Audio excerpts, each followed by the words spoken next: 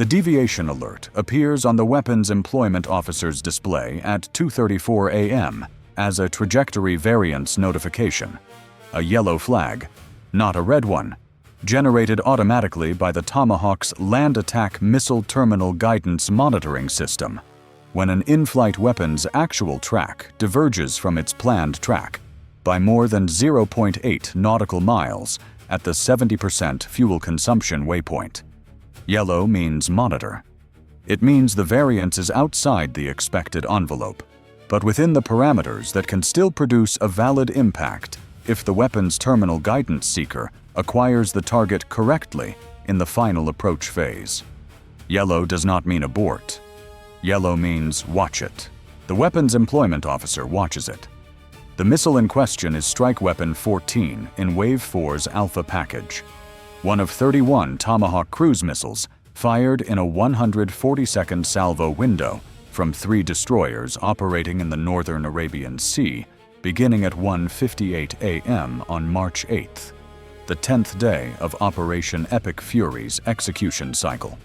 Wave 4 is the most geographically distributed strike package in Epic Fury's operational arc, with targets spread across 7 provinces and covering a target set that includes IRGC logistical coordination hubs, missile component storage facilities, and 3 command relay nodes whose destruction is assessed as critical to degrading the IRGC's ability to sustain coordinated retaliatory strike operations against Gulf state partners.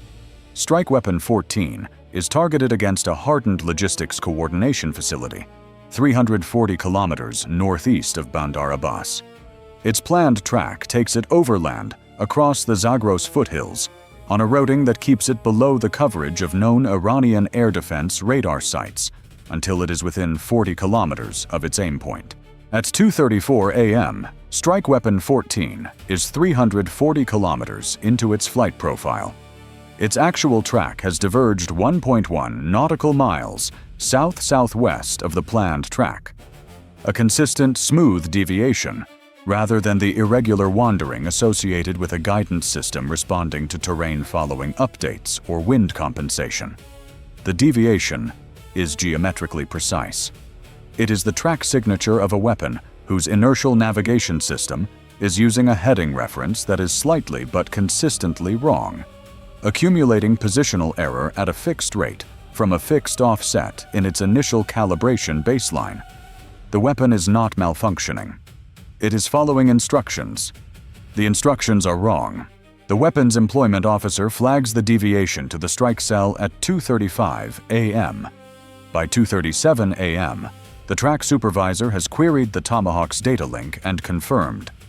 The weapon's INS is reporting a heading reference consistent with a gyroscope calibration baseline that is offset by 0.7 degrees from true north. 0.7 degrees. At 340 kilometers of flight, a 0.7 degree heading error produces a positional deviation of exactly 4.2 kilometers, 2.3 nautical miles, from the planned track, placing the weapon's computed aim point outside the hardened facility's target complex and into a residential area 2.3 nautical miles to its southwest. The terminal guidance seeker will acquire the first large radar reflective structure within its acquisition footprint when it reaches terminal phase. The hardened facility will be outside that footprint. Something else will be inside it. The abort command is transmitted at 2:38 a.m. The Tomahawk's self-destruct function activates at 2:39 a.m. over the Zagros foothills, 74 kilometers short of its aim point. The debris falls on uninhabited terrain. At 2:41 a.m., the strike cell's watch officer orders an immediate track review for all 30 remaining strike weapons from Wave 4's Alpha package that are currently in flight. The review takes 7 minutes, pulling the INS heading reference data from each weapon's telemetry downlink and comparing it against the calibrated baseline loaded during pre-mission initialization. The results arrive in sequence as each weapon responds to the data query. 26 weapons return heading references within the normal tolerance band of plus or minus 0.1 degrees. 4 weapons return heading references showing the same 0.7 degree offset as strike weapon 14. 4 weapons. All 4 are currently in flight. All 4 are on tracks that will, if uncorrected, and if their terminal seekers fail to acquire the intended target, impact locations between 2.1 and 2.4 nautical miles from their planned aim points. The 4 aim points covered by the affected weapons are a missile component storage facility outside Shiraz, a command relay node near Kerman, the logistics coordination facility that was Strike Weapon 14's original target, and a hardened communications infrastructure site 90 kilometers west of Isfahan. The 4 aim points that the weapon's corrupted INS baselines are currently directing them toward are not military facilities. The abort commands go out at 2:49 a.m. All 4 weapons confirm self-destruct activation within 90 seconds. 3 destroy themselves over terrain assessed as uninhabited. The 4th, the weapon targeted at the Isfahan area communications site, 280 kilometers into a 390-kilometer flight profile at the time of the abort command, has a transmission delay in its data link response that extends the abort execution window by 11 seconds. It self-destructs at 2:51 a.m., 14 kilometers southwest of a farming community in the Zagros Highlands. The debris field is assessed from satellite imagery as a confined area in uninhabited scrub terrain, 3.1 kilometers from the nearest structure. No collateral effect is generated. But the margin, 14 kilometers, 11 seconds of transmission delay, is not the kind of margin that allows for relaxed retrospective analysis. 5 weapons aborted out of 31 in the Alpha package. Wave 4's Alpha strikes are reduced by 5 of their planned 31 aim points. 3 of those 5 aim points are carried over to the Bravo package, scheduled for 4:30 a.m., replanned with replacement weapons from the reserve magazine. The other 2, the logistics facility and the Kerman command relay node, require a full retasking cycle that cannot be completed within Wave 4's operational window and are held for Wave 5, 26 hours later. The investigation that begins at 2:52 a.m. is focused from its first minute on a single technical question. How do 5 Tomahawk cruise missiles in the same strike salvo share an identical, specific, non-random calibration error in their inertial navigation gyroscopes? The answer to that question has a small number of possible explanations, and only one of them is consistent with the precision of the error. A 0.7 degree gyroscope calibration, offset that is identical across 5 different weapons, to within the measurement precision of the INS telemetry system, is not a manufacturing defect. Manufacturing defects produce random variations, not identical offsets. It is not a handling error. Handling errors produce mechanical damage, not precise calibration shifts. It is not a software fault in the mission planning system. A software fault affecting the mission data would produce errors in the mission data parameters, not in the gyroscope calibration baselines, which are loaded through a separate hardware process using a different system entirely. The calibration baselines for Tomahawk INS gyroscopes are loaded during a pre-deployment calibration process conducted at the weapons storage and maintenance facility before the weapons are transferred to the launching platforms. The calibration process uses a certified calibration stand that physically aligns each weapon's gyroscope package against a known reference and loads the resulting calibration data into the weapon's INS memory. The process is performed by certified ordnance technicians using equipment maintained to national standards. The calibration data for each weapon is logged in the Tomahawk weapons control system under a serial number that traces the weapon through its entire pre-mission lifecycle.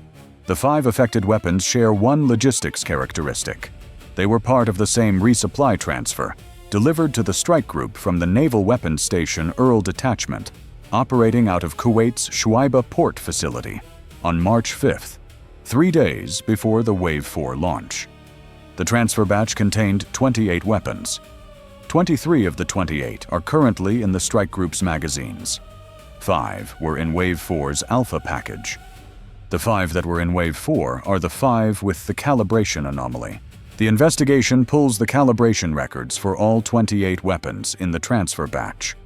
The records show that the weapons were calibrated at the Kuwait facility's ordnance maintenance shop between March 3rd and March 4th by a 2-person team of ordnance technicians. The calibration stand used for the batch is identified by serial number in the maintenance records. Its most recent certification was conducted on February 28th, 6 days before the batch calibration. The calibration stand's certification record is clean. Its reference alignment is documented as verified to within 0.02 degrees of true north at the time of certification.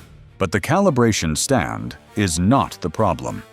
The problem is in the software interface that the calibration stand uses to transfer calibration data into each weapon's INS memory, a laptop-based interface running proprietary ordnance calibration software that connects to the weapon's data port through a certified cable assembly.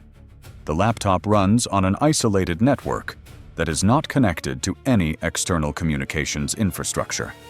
It stores calibration records locally and synchronizes with the Tomahawk weapons control system through a SneakerNet transfer process using a certified, removable media device. The laptop's software has not been updated since January. Its local record storage has not been audited since February.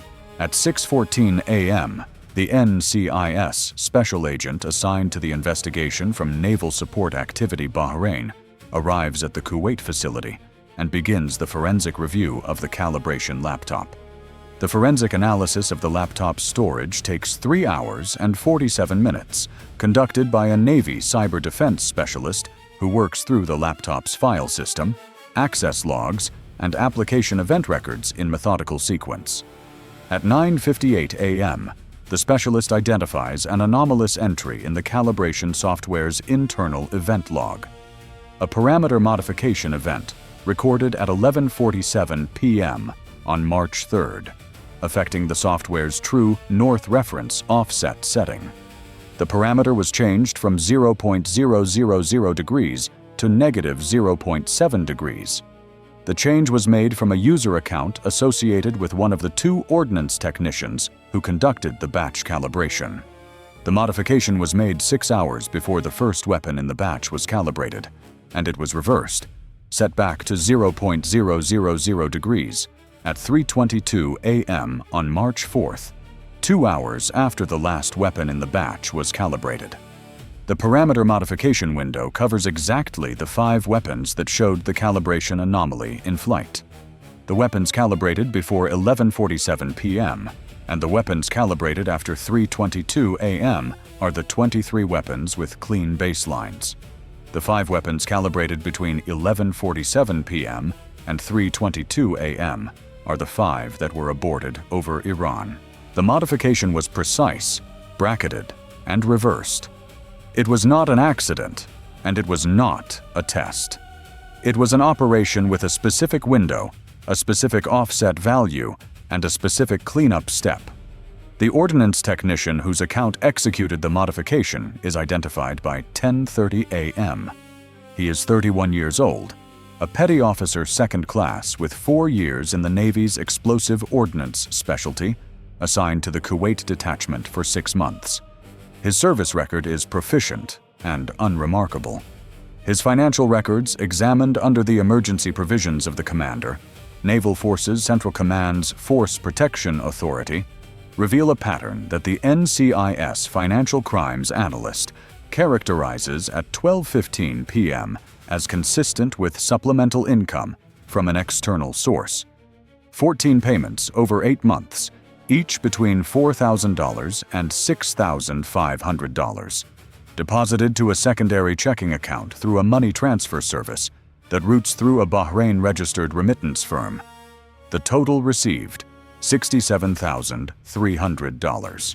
The secondary checking account was opened 4 months before his Kuwait assignment. The remittance firm, when traced through its regulatory filings with Bahrain's central bank, is assessed by the NCIS Financial Intelligence Cell as a financial services entity that has appeared in 3 prior counterintelligence investigations as a conduit for payments to individuals providing access or information to IRGC intelligence collection operations in the Gulf region. The firm is not designated. It is not sanctioned. It operates legally under Bahraini regulatory oversight. Its use as a payment channel for intelligence access payments is assessed, not proven, and the assessment is held at a classification level that does not make it actionable through the financial system. But in combination with the laptop event log, the payment pattern, and the precise bracketing of the parameter modification window, the evidentiary picture is sufficient for the charges that will be filed. The technician is taken into custody at 1:47 p.m. at the Kuwait facility, during a shift handover that places him in the Ordnance Maintenance Shop's administrative office with 2 other personnel. The arrest is conducted by 2 NCIS agents and a Naval Security Force officer. The technician does not resist. He is calm in a way that the arresting agent notes in his initial report as consistent with a person who understood that the arrest was coming and had arrived at an accommodation with that understanding before it occurred. His personal phone, secured during the arrest, contains no classified information and no incriminating communications. The device has been factory reset within the previous 72 hours. The reset timestamp, recovered through the phone's carrier activity log, is 11:23 p.m. on March 7th, 31 hours before Wave 4's launch, and approximately 18 hours after the last weapon in the calibration batch was transferred from the Kuwait facility to the strike group's resupply vessel. He reset the device after the operation was complete and before the weapons were used.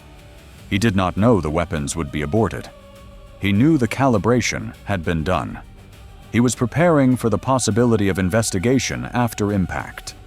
The investigation arrived earlier than he anticipated because the weapons were aborted rather than impacting, and the abort generated a technical inquiry rather than a post-strike damage assessment. The abort is the reason the investigation exists at the speed it does. If 5 Tomahawks had impacted locations 2.3 nautical miles from their intended targets, the post-strike analysis would have been slower. The calibration records would have been examined after the fact rather than in real time, and the modification window in the laptop's event log might have been identified days later rather than hours later. The yellow flag at 2:34 a.m., the abort decision at 2:38 a.m., and the immediate cross-fleet technical review at 2:41 a.m. compressed the entire investigation timeline by an estimated 40 to 60 hours compared to the post-impact scenario. Those 40 to 60 hours are the difference between an arrest conducted with the device intact and an arrest conducted after a 72-hour reset window that might have extended to a full device replacement. The classified after-action documentation records the following: 8 months of payment activity to the technician prior to the Kuwait assignment, totaling $67,300 across 14 transactions. A parameter modification window of 3 hours and 35 minutes, bracketing exactly the 5 weapons in the affected batch. A 0.7-degree true north reference offset, producing a 4.2-kilometer positional error at the weapon's planned ranges, calculated to place impact points in non-military areas. 5 weapons aborted in flight, 3 of the 5 with clean debris zones, 1 with an 11-second transmission delay producing a 14-kilometer margin from the nearest structure. 0 collateral effects generated. Wave 4's Alpha package reduced by 5 aim points, 3 of which were reassigned within the operational window. 1 factory reset phone, reset 18 hours after the calibration batch was transferred and 31 hours before the launch. 1 arrest at 1:47 p.m., 1 day and 45 minutes after the first yellow flag appeared on a weapons employment officer's display at 2:34 a.m. The post-arrest investigation extends its scope beyond the immediate case within 48 hours. Driven by a question the NCIS case agent documents at the start of his second day on the file. Who determined the calibration schedule? The ordnance maintenance work order for the March 3rd to 4th overnight window was generated in the facility's maintenance management system on March 1st, 2 days before the modification was made. The work order specified the batch size, the sequence in which individual weapons would be processed, and the estimated completion time for each. This document was available to the facility's technical staff through the maintenance management system. It was also transmitted, in standard logistics reporting format, to the Naval Weapons Station Earl's Regional Oversight Cell as part of routine batch processing documentation. The Regional Oversight Cell's distribution list for that reporting format includes 17 individuals across 4 locations. One of those 17 individuals, the investigation determines, accessed the reporting system to download the specific work order for the March 3rd to 4th batch at 8:34 a.m. on March 2nd, the morning after the work order was generated and 37 hours before the modification was made. That individual is not the technician. That individual is a logistics coordination specialist at the Regional Oversight Cell, whose access to the work order is procedurally authorized and whose download of it on March 2nd is consistent with routine oversight functions. But the download timestamp, the access account, and the subsequent investigation of that individual's communications records during the 37-hour window between the download and the modification will occupy the counterintelligence investigation for the following 3 weeks. The findings of that investigation are not part of the current after-action record. They are held in a separate file. The separate file remains active. A weapon that flies correctly is dangerous. A weapon that flies precisely wrong is more dangerous because it is harder to identify as wrong until it is close enough to its unintended impact point that the abort window has closed. The 0.7 degree offset was chosen because it produces a deviation that looks, in the early flight phase, like the normal navigational variance of a weapon responding to wind compensation and terrain-following adjustments. It does not look wrong until the 70% fuel waypoint, which is 340 kilometers into a flight profile that ends at 390 kilometers. The margin between the yellow flag and the terminal phase is 50 kilometers at cruise speed, approximately 3 minutes and 20 seconds. 3 minutes and 20 seconds to identify, assess, query, confirm, and transmit an abort command to a weapon traveling at 880 kilometers per hour over hostile territory. The system worked within that window. The procedures worked. The weapons employment officer who flagged the yellow contact at 2:35 a.m. and the track supervisor who queried the INS at 2:37 a.m. gave the abort command the time it needed. The most dangerous modifications to a precision weapon are not the ones that make it fail. They are the ones that make it fly exactly as intended toward exactly the wrong place, at a speed and altitude that give the operators watching it approximately 3 minutes to understand what they are seeing before the opportunity to intervene is gone.